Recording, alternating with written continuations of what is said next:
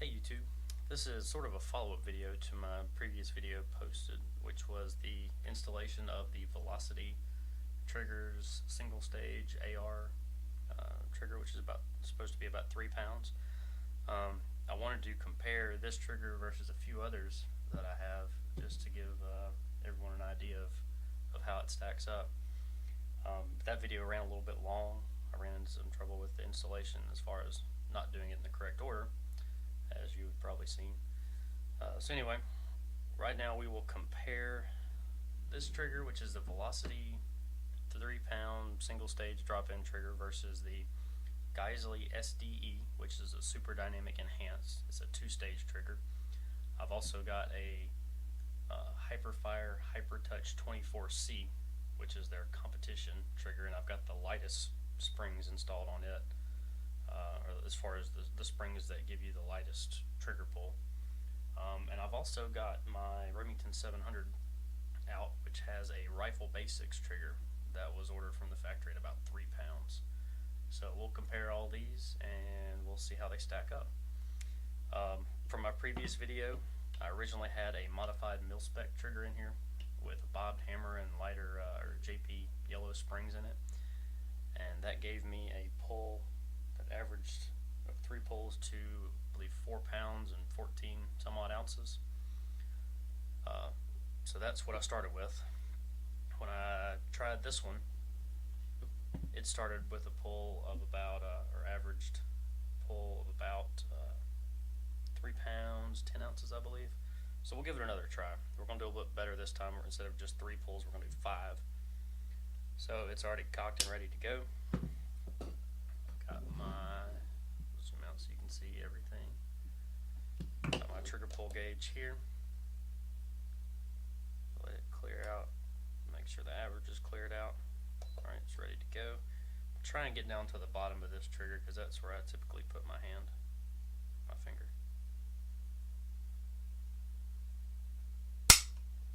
So that's 3 pounds, 3.7 ounces.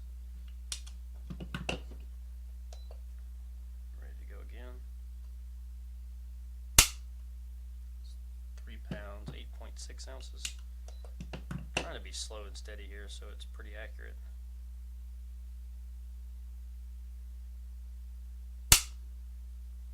3 pounds, 9.8 ounces. That was 3 pulls. We'll do 2 more. 3 pounds, 4.4 ounces. 1 more. 3 pounds, 7.8 ounces. So that averages out to be 3 pounds, 6.8 ounces. So it's a little bit less than last time. Last time I think it was 3 pounds, 10 ounces. So that was a little over 3.5. This is a little under 3.5. As stated, it comes from the factory at 3 pounds. So it's a little bit heavier than factory.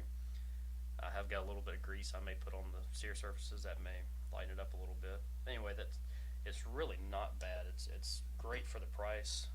As I stated in my other video, it's about 3.5 pounds. Excuse me, it's about $130 shipped. As you can see, it's got, let's see if I can zoom in where I want. It's got basically no take up. I mean, when it breaks, that's the first movement. It does not move before that initial break. The reset is pretty short. So for the price, I really don't think you can beat it. Alright, so now we've got that one tested. Now we'll move on to the Geissele SD-E next. This is the lower with the Geissele SD-E, which is their super dynamic enhanced trigger. I really like this trigger. It does cost, you could probably find it on sale for a little under $200, maybe $190 or so. I think that's probably about what I paid for this. So it's a little bit more expensive than the Velocity trigger, and it's different. It's a 2-stage trigger instead of a single stage like the other one. So with that, as you'll see, well, I'll wait till the end to show you how it moves. Keep everything in the same order. So we'll go ahead and do the trigger pull.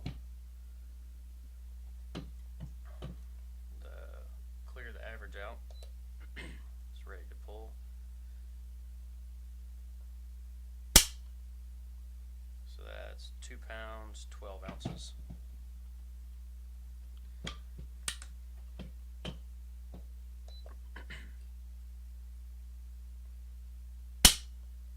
That's 2 pounds, 8.2 ounces.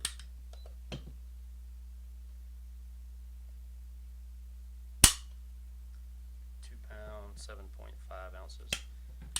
I don't know if you can tell, but I'm hitting it at the very bottom of the trigger bow because that's how I like to, where I like to put my finger. 2 pounds, 10.4 ounces. And the last pull, 2 pounds, 7.7 ounces, which averages out to be 2 pounds, 11 ounces. Now here's the big difference. First of all, that's quite a bit lighter, and I really like this trigger. The difference in a 2-stage and a single stage. On the single stage, the velocity trigger, when it first moved, that was when it trigger broke. This one requires a little bit of weight to move, and it hits a firm wall. And then from that wall, it does not move until the trigger breaks. And the resets actually past that wall. So here's where the trigger is in rest. You have that initial amount of take up, then it hits that wall, and it does not move until it breaks. It's a very, very crisp break. So again, it's a little bit lighter than the velocity trigger. It costs more than the velocity trigger. This is a fantastic trigger. I love this trigger. Next up is the Hiperfire Hipertouch 24C. This is my competition lower, which I've recently done some modifications on. And this time, for the sake of this video, we'll be testing the Hiperfire Hipertouch 24C trigger. It is a flat bow trigger with this red, I think they call it a trigger shoe. And it's adjustable. You can move it up and down, as you can see by these notches on the back. You can move it up and down as you want to fine tune the trigger pull. Of course, I like it very low. That's where I put my finger, and that's where you get the lightest pull possible. So anyway, let's get it. Let's check it and see how it stacks up against the other ones.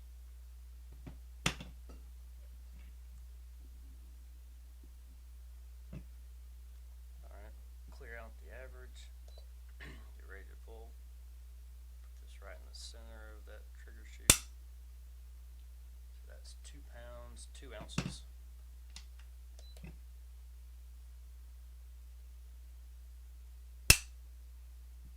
2 pounds, 3.4 ounces.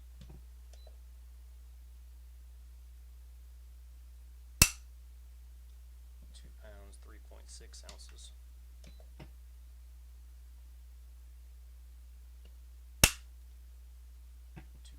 4.3 ounces. And last one, 2 pounds, 3.1. So this trigger is a lot more consistent than the other ones. That may be the way it's designed. I'm not really sure. I may have been using the trigger pull gauge a little bit better, a little bit more consistently. I don't know, but so that averages out to 2.19, which actually seems lower than most of the measurements. Anyway, so it's just over 2 pounds. It's very light. This is a competition trigger, or it's designed for competition. This is in my competition lower. As you can see, it's a little bit different than the velocity trigger in that it actually moves a little bit before it breaks. Just has a little bit of wiggle before it breaks. And when you're shooting fast, as in competition, you really don't notice it. I love the fact that it's light. In that it's light, it also, you use heavier trigger springs, or these are, I guess, trigger assist springs. Part of the design of this trigger. It actually gives you more hammer energy style triggers. It's a very different design. I'm a real big fan of it, and we will see. I have not shot a competition with it yet. I've shot some in the shot just some practice with it at the range, but I really like it. So again, it moves just a little bit before the break, and then reset.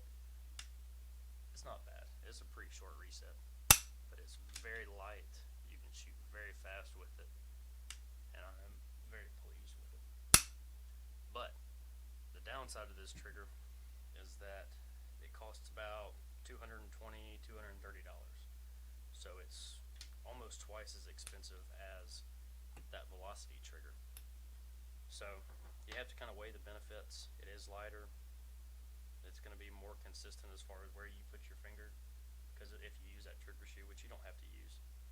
I love it for the purpose, but the price on that velocity trigger makes that a very desirable. I'm really pleased with how that trigger feels, especially for the price. And I mentioned in my other video, I don't think I mentioned in this one, this is the Squirrel Daddy, I think it's a hammer block or trigger block or something. You can use it with a lower that's separated from an upper, and you can safely drop the hammer on it, and it prevents the lower from cracking, which I've heard happens. I've never actually seen it happen, but I've heard it can happen. I know you're not supposed to make a habit of dry firing a lower as it sits right here without being attached to the upper, without having the hammer or giving the hammer something to hit. You can get these on Amazon, 10, $12, something like that. They're really nice to have around. I think I got it in conjunction with a lower vice block that they make, which is also very good quality. Just like having it around, wearing in a trigger, getting used to it, instead of having to have an upper attached and it being big and bulky. So, in case you're wondering, that's what that is. It's very nice to have. Alright, next up we have a rifle Basix trigger that's in my Remington 700. Okay, so this is going to take a little bit of finagling to get this on video very well, but this is my Remington 700. As you see, it is empty. There's nothing in the magazine, nothing in the chamber. Just to do a safety check. So this is a rifle Basix 3-pound single stage trigger. Actually, I'll probably just I need to be on this side. So again, bear with me as far as the video is concerned. I don't have a whole lot of room on my bench, and this is taking up most of it. Excuse me. So here we go. Flip the safety off. So hopefully you'll be able to see that. If not, I'll show it after I take each one. So first pull. It's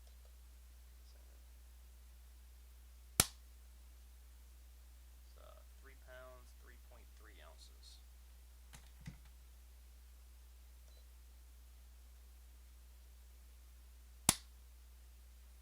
It's 3 pounds, 13.3 ounces.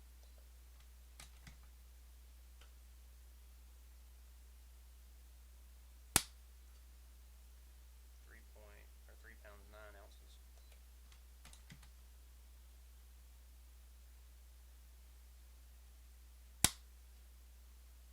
3 pounds, 9.2 ounces.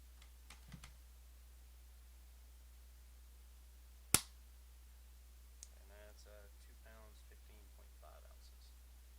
So there's some variation. Especially with that last pull, and that could have been me, but most of them were pretty consistent. And it says that averages out to 3 pounds 6 ounces, 2.8. That last pull kind of threw that a little bit. I'd say it probably averages a little bit more than that in actuality, but as you can see, it's probably the most comparable to that velocity trigger. As far as Remington 700s go, it was, I want to say, $120, $130, something like that. So it's on a similar price as that, but Remington's or 700s are a little bit different than AR triggers. Anyway, I just wanted to